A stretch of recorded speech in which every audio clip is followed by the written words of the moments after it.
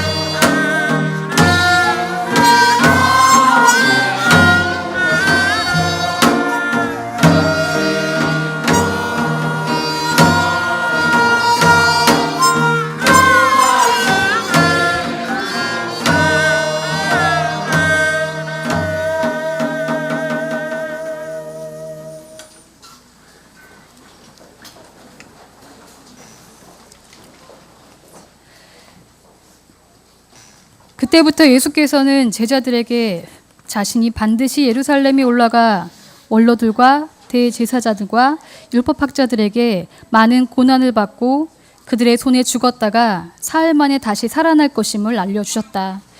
베드로는 예수를 붙들고 주님, 안 됩니다. 결코 그런 일이 있어서는 안 됩니다. 하고 말리었다. 그러나 예수께서는 베드로를 돌아보시고 사탄아, 물러가라. 너는 나에게 장애물이다. 너는 하느님의 일을 생각하지 않고 사람의 일만을 생각하는구나. 하고 꾸짖으셨다. 그리고 제자들에게 이렇게 말씀하셨다. 나를 따르려는 사람은 누구든지 자기를 버리고 제 십자가를 지고 따라야 한다. 제 목숨을 살리려고 하는 사람은 잃을 것이며 나를 위하여 제 목숨을 잃는 사람은 얻을 것이다.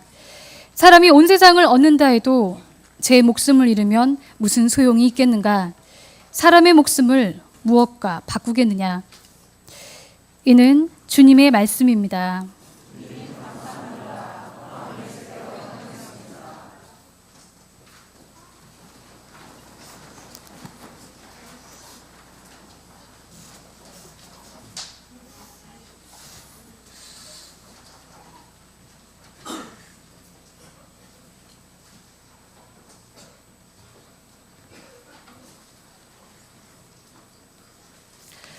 안녕하십니까?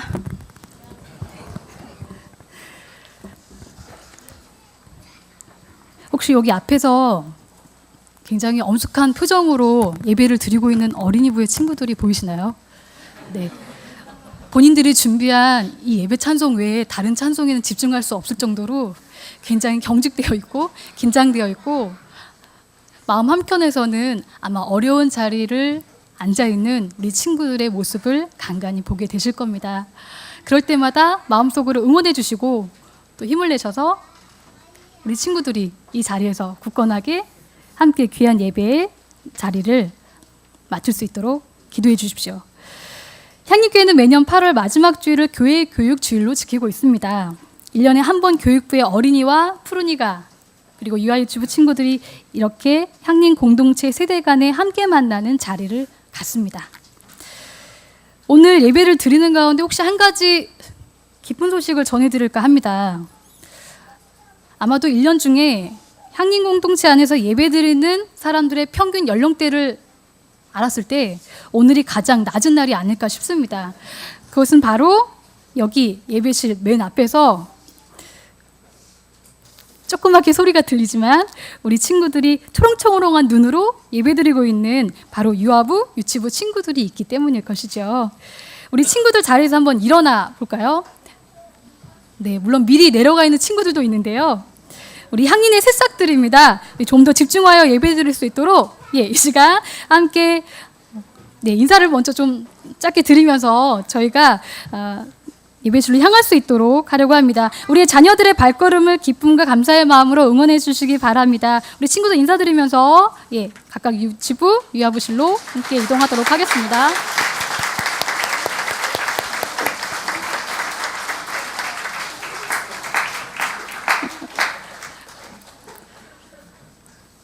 네, 이동하셔도 됩니다. 네.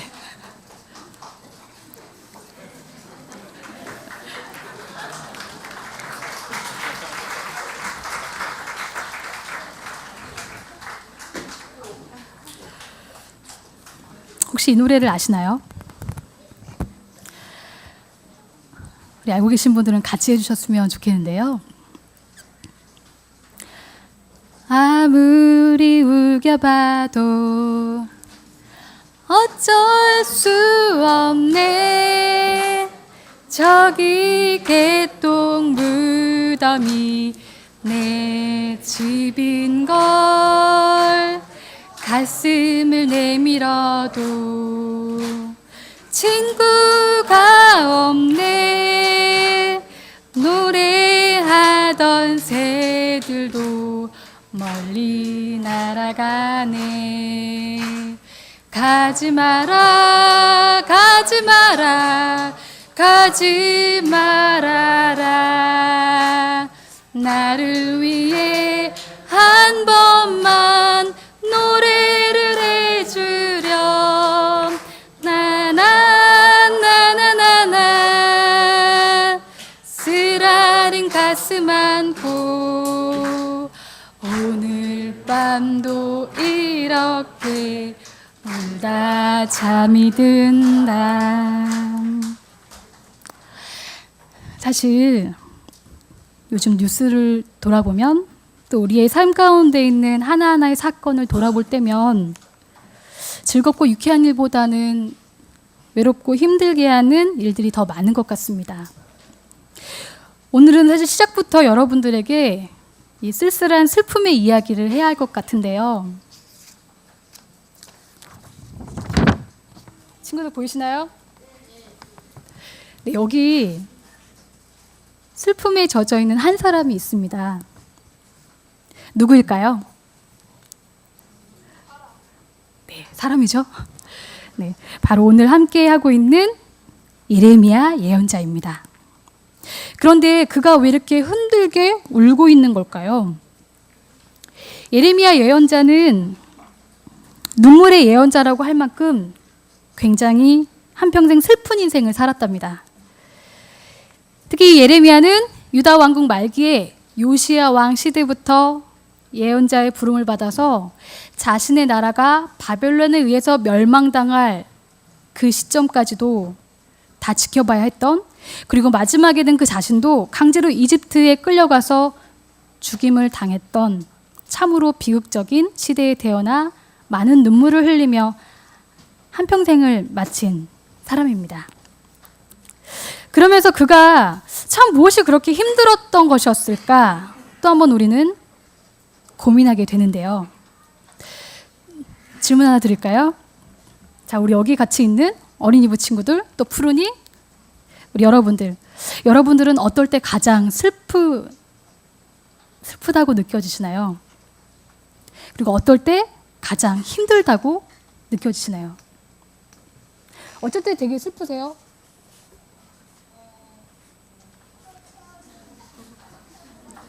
네, 아직도 경직되어서 속으로는 생각하고 있지만 말을 못하고 있습니다.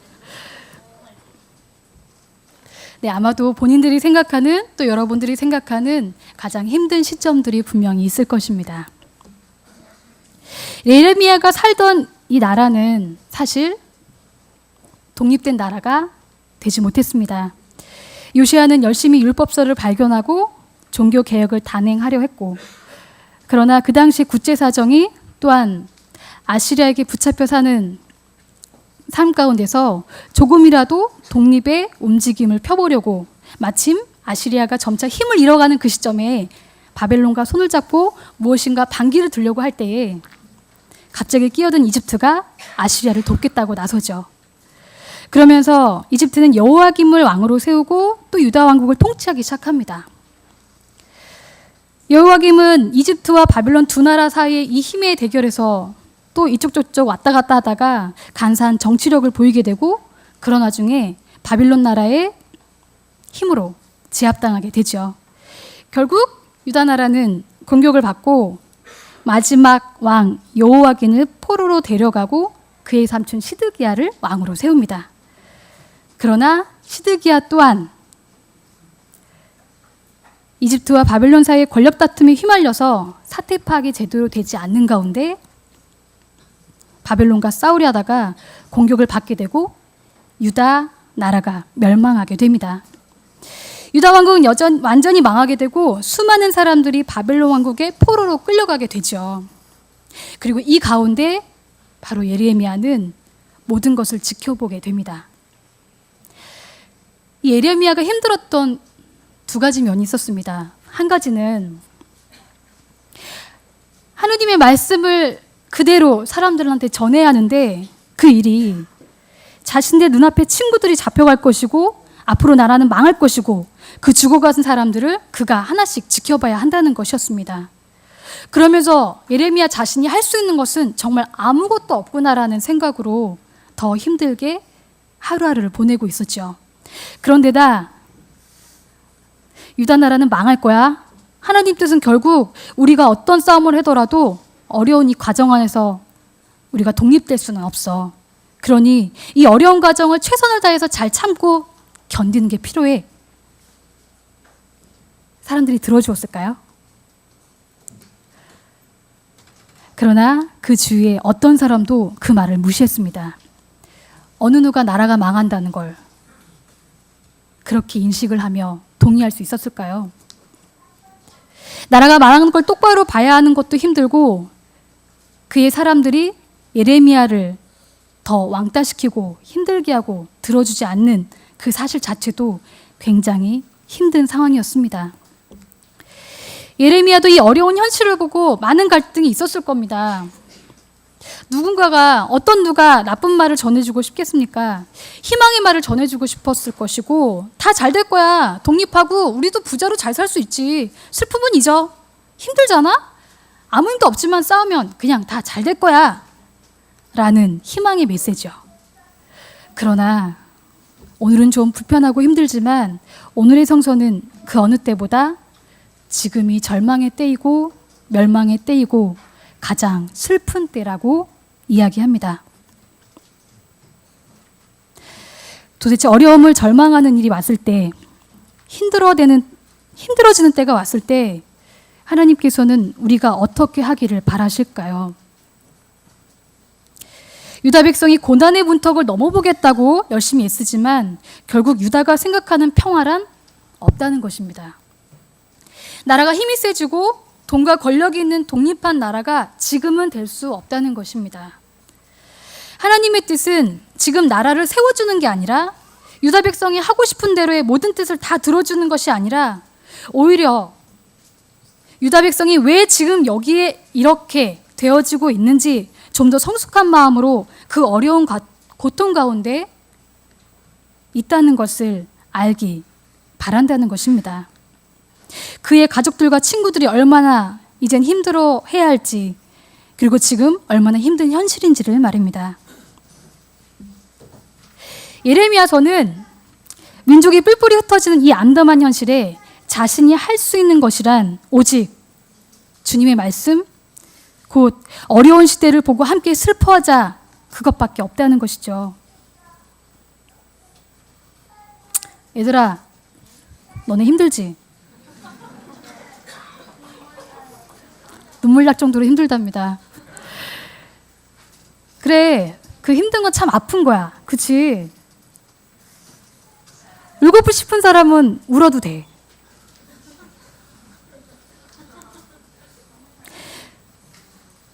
그런데 지금 힘든 게 왜 힘든지 곰곰이 생각해보고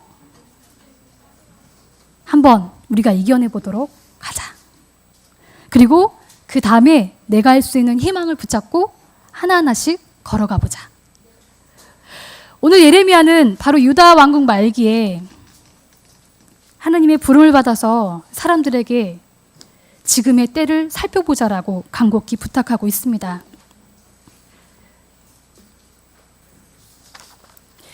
지금은 절망의 사태들을 우리는 바라보게 됩니다. 이 어려운 현실, 망해가는 나라의 안타까움이 단지 예레미야 시대에만 있지 않았음을 우리는 또한 보게 되죠. 세월호 침몰로 가족을 잃은 유가족들, 아직까지도 그들의 자녀들이 왜 죽게 되었는지 그에 대한 진실을 알려주기를 바라는 간절한 마음으로 매일 기도하고 있습니다. 기다리고 있습니다.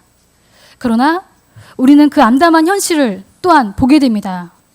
아무리 진실을 요구하고 외치더라도 거기에 무심한 정부와 또 그러한 정부에 손을 들어주며 딸의 죽음에 대한 진실을 조사해달라고 40일 넘게 죽음의 문턱에서 버티며 단식한 아버지를 향해 그것조차 비난하는 사람들의 태도를 보게 됩니다. 어쩌면 우리가 살고 있는 이 지금이야말로 절망이라는 슬픔이라는 그 말이 가장 잘 어울릴 때가 아닌가 싶습니다. 그뿐만이 아니라 교육의 현장은 어떻습니까? 멀리 보지 말고 당장 저희들에 있는 이 공간 안에 교육부를 보더라도 우리의 어린이들과 푸른이들을 보더라도 알 수 있습니다. 혹시 여러분 가장 스트레스 받는 게 뭐예요? 공부하는 겁니다. 그리고 우리 푸른이들에게는 또 다른 질문. 자, 여러분들을 가장 힘들게 하는 건? 혹시 성적? 등수?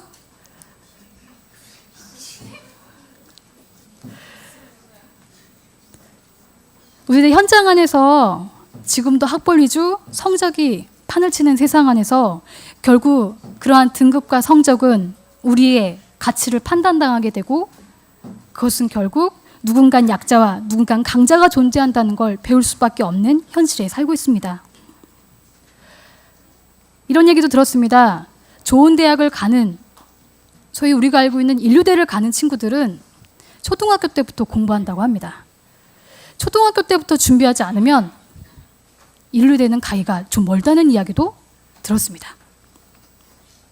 학원도 가야 하고 성적도 올려야 하고, 혹시 그런 가운데 원래 오늘 있기로 한 행사가 한 가지가 연기된 걸 좀 알고 계신가요? 바로 푸른이들이 준비한 1년에 한 번 있는 멋진 낙구매, 이 행사가 당분간 연기되었습니다. 이야기를 하는 동안 갑자기 몇몇 푸른이들이 고개를 떨구는 걸 전 봤었는데요. 그 연기된 이유는 사실 친구들의 바쁜 시간들도 있었고 그들의 힘든 과정 중에서 이것을 해내야 한다는 부담감을 가지고 시작한 물론 문제들도 있었을 것입니다. 처음엔 자신들의 마음은 아니었지만 시간이 지나면서 허덕이며 힘들어하며 결국에는 이것이 당장 하기에는 참 불가능하다라는 판단을 내린 것이겠죠. 그러나 우리는 그러한 푸른이들의 결정에 그 어떤 말도 해줄 수는 없을 것입니다. 좀 잘하지 그랬어. 아, 이것밖에 못해? 너네 왜 그러는데? 라는 말은 해줄 수가 없습니다. 오히려 이래저래 여러 가지 마음이 들어 참 힘들었겠지. 너희들이 왜 못했냐고만 할 것이 아니라 그 힘든 현실이 얼마나 힘들었으면 너희들이 하고자 했던 것들 또한 연기할 수밖에 없었겠니? 라는 안타까운 마음으로 아파해 줄 수 있는 마음을 함께 해주시길 바랍니다. 예레미야서를 통해 말할 수 없는 절망 가운데 솟는 가운데 우리의 말씀은 이렇게 말합니다. 절망이 실패가 아니라는 것입니다. 힘들고 어려운 이 슬픈 것이 정말 참기 있는 고통과 절망의 순간이 결코 실패가 아니란 것이죠. 힘든 나의 현실, 슬픔의 현실을 받아들이는 사람에게는 그 다음에 희망이 주어진다는 것입니다. 로마서 이야기 또한 우리가 어떤 삶을 살아야 되는지에 대해서 말해줍니다. 선을 악으로 이기자. 자, 우리 어린이 친구들한테 한번 물어볼까요? 선을 악으로 이기는 방법이 뭘까요? 악을 선으로 이기는 방법은?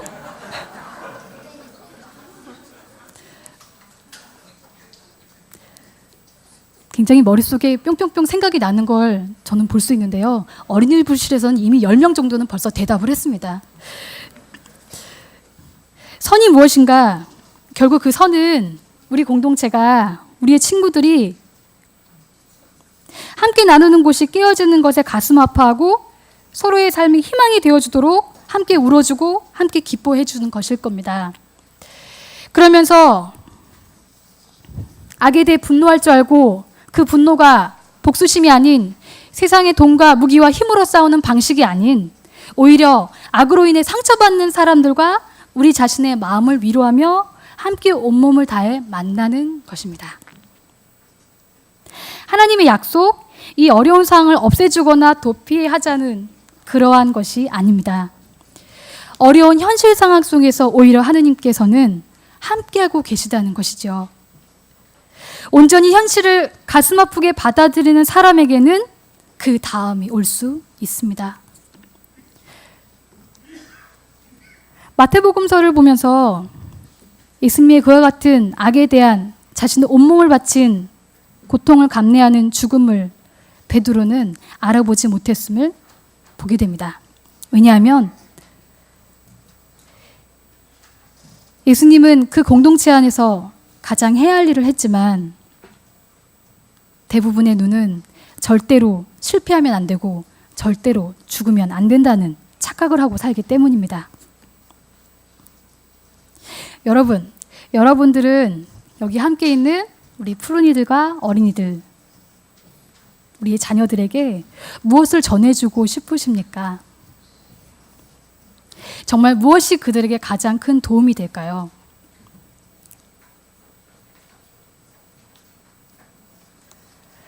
정말 중요한 것은 학교에서, 집에서, 우리의 자녀들이 상처받고 있는 현실을 함께 만나주는 것입니다.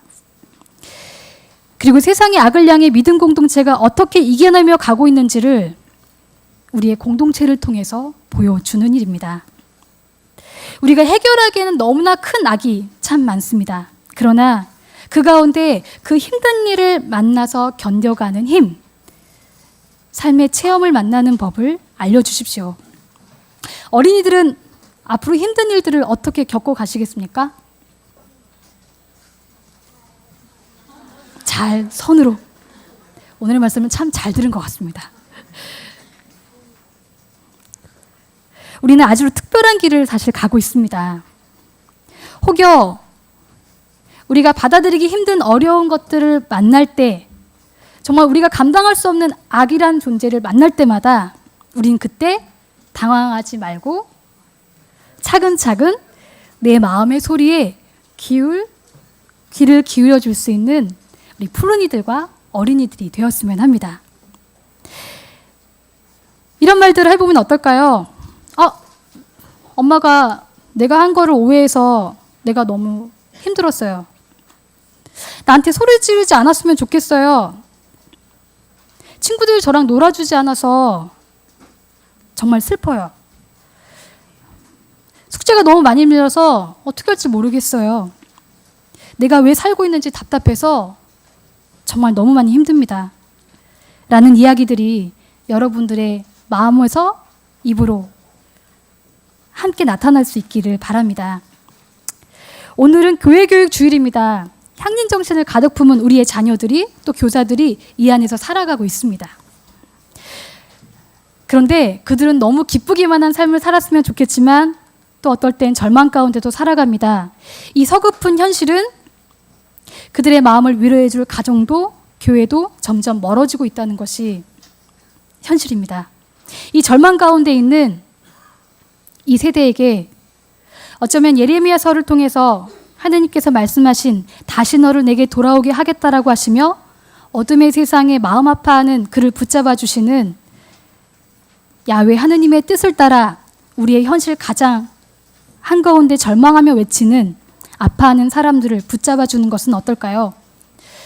저는 지난 8월 초 서울로회와 일본 동경 부치구가 연합해서 11년째 개최하고 있는 한일연합수련회를 함께 다녀왔습니다. 향리교회에서는 3명의 푸른이들이 함께 참가하였고요. 그 수련회 기간을 통해서 제가 오히려 느끼게 된 사실은 우리가 아무리 교회에서 평화를 외치고 평등 세상에 대해서 함께 공부하고 나눈다고 하지만 정작 이렇게 만나서 함께 경험하는 이곳에서 놀라운 일이 벌어질 수 있구나. 서로에 대한 적대감이 풀리고 오해가 풀리고 그 연약함들이 만나서 친구가 되어줄 수 있는 것, 그야말로 새로운 깨달음이었습니다.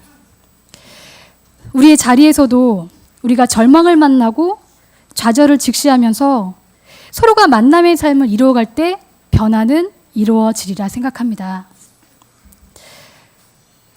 우리 어린이 친구들, 그리고 우리 푸른이들, 우리들은 아주 특별한 길을 걸어가고 있습니다.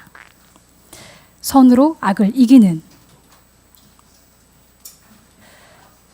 프란체스코 교황이 다녀가며 정말 짧은 시간임에도 그 영향력을 끼쳤던 것은 무엇일까를 한 번 더 생각해 보았습니다.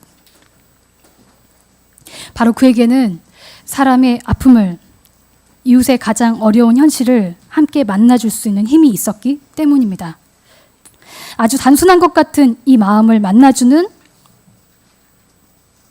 마음의 작업, 여러분들이 함께 읽어가시기를 바랍니다. 오늘 아까도 설명해 드렸지만 뒤에 등판에는 이름이 붙여져 있는 선생님들이 계십니다. 매주 교회에 일찍 와서 함께 기도하고 자녀들과 그의 믿음의 생활들이 잘 되어질 수 있기를 걱정하며 한 주간을 보내는 우리들의 선생님들. 그래서 조금 뒤에는 야심차게 준비한 선생님들의 특송도 있습니다. 그 순간 그동안 몰랐던 선생님들의 얼굴을 보시면서 정말 멋지구나 라는 생각을 함께 해주셨으면 합니다. 그리고 우리 선생님들이 함께 부를 특송의 노래는 여러분들의 별지에 있는 것처럼 아름다운 것을 힘써 지키세요라는 노래입니다. 우리의 길은 아주 특별한 길입니다. 고난을 만나고 때로는 보기 싫은 현실을 봐야 하기도 합니다. 그러나 이 모든 것은 우리가 가야 하는 특별한 길이고 이 길은 사실은 힘들지만 아름다운 것임을 기억하십시오. 오늘 이 찬양을 부를 때에 함께 그 안에 우리 모두의 아름다움을 지켜갈 수 있는 믿음을 담아내었으면 합니다. 다 함께 침묵으로 기도하시겠습니다.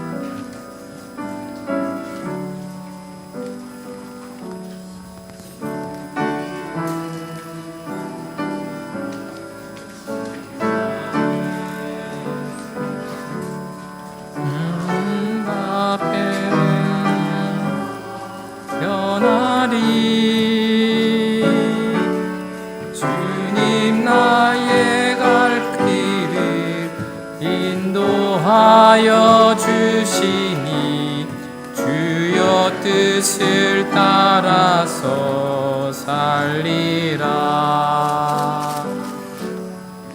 주님의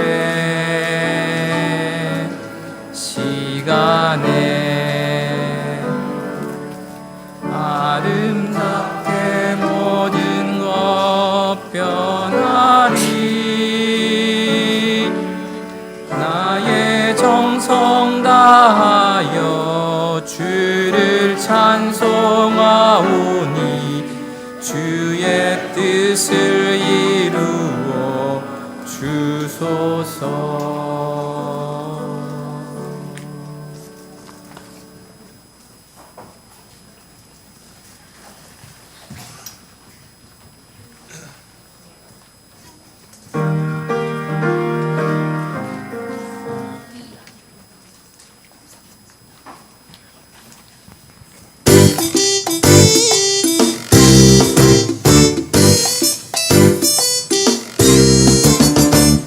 우리들은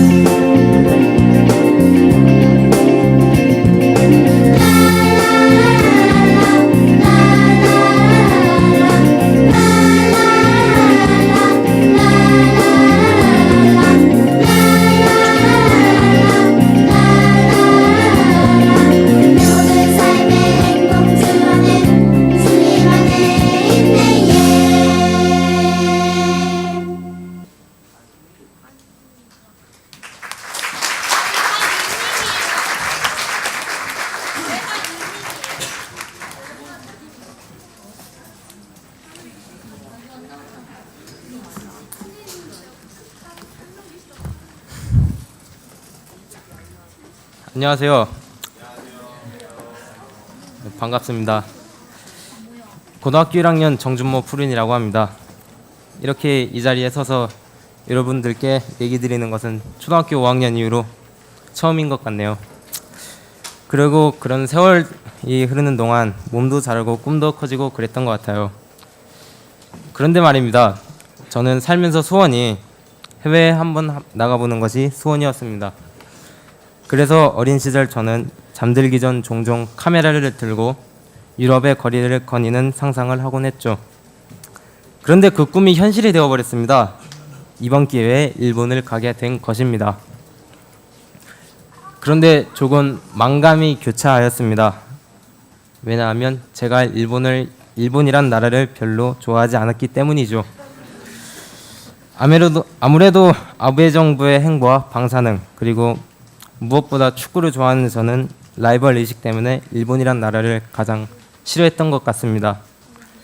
그래서 일본에 간다는 것은 좋았지만 한편으로는 일본을 깔보는 시선으로 과연 얼마나 잘난 나라인가 구경이나 한번 해보자 라는 이런 시선이 있었습니다. 지금 생각해도 잘못된 생각이었던 것은 분명했지만 아마도 아직까지 경험해보지 못한 저의 무지에서 나온 자만감이 아니었나 생각됩니다. 그런데 이번에 일본 친구들을 만나고 저의 그런 편협된 생각을 완전히 무너뜨리게 된 것 같습니다. 일본 친구들은 제가 생각하던 잘못된 일본인들과 거리가 멀었고 한국 친구들과 별로 다를 바가 없었습니다. 게다가 마지막 날에 우연히 거리에서 일본 우익단체들의 연설을 보게 되었는데요. 그 친구들도 별로 좋게 보지 않더라고요. 그리고 그런 친구들을 보니 내가 도대체 왜 보이는 것만 믿었을까라고 하며 반성을 하게 되었습니다. 이처럼 이번 한일 청소년 연합 수련회를 경험을 계기로 제가 일본인들을 바라보는 시선이 매우 달라진 것 같습니다. 그래서 제게 다른 생각을 가져다준 일본 친구들에게 매우 고맙고요. 이 수련회를 갈 수 있게 도와주신 조은호 목사님을 비롯한 여러분들께 감사드립니다. 감사드립니다.